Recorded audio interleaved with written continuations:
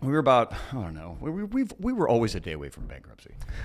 I mean, you know, it's like you put $1 million of my own money in the company. I was like, where did it all go? You know, to get to the point here, the problem we're solving initially was tracking. The real problem, you got to understand, that was about maybe a $600 million market TAM we were chasing. Okay. That's not sexy anymore. I mean, it's like, really? Okay, good luck with that. I hope it works out for you, buddy. That's so cute. Here's 50 cents for a pack of gum. I mean, like I could raise no money on that business. Yep. And I understand why now, because I also understand, you know, the capital side of the business and why investors invest. Yeah. But in that concept of operations, I was a day away from bankruptcy. And a guy by the name of Bobby Braun, who was at the time, he ran the SSDL at Georgia Tech. He then went from there to be the Dean of Engineering at CU Boulder, and now he runs JPL.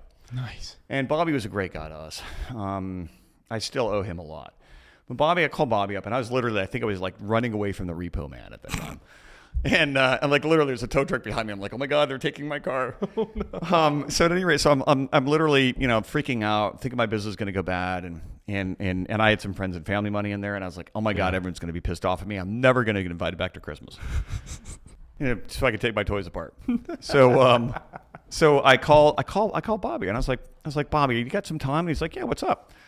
And I explained the problem to him, and he goes, yeah. He goes, I knew that was going to be a problem from day one. I'm like, did you ever think of maybe telling me?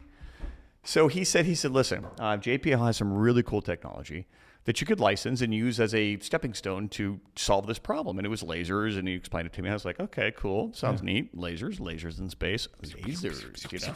Right, yeah, totally. You know, cat lasers. Shooting them out there. Right, yeah.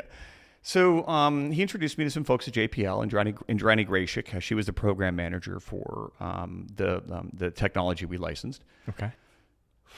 Wow. So we got the technology, and we started kind of tinkering with it, taking it apart and figuring out how it works. And of course, like I said, I'm the tinkerer, right? So we did all that stuff, and we realized the technology from NASA wasn't applicable to what we're doing, but it gave us a direction.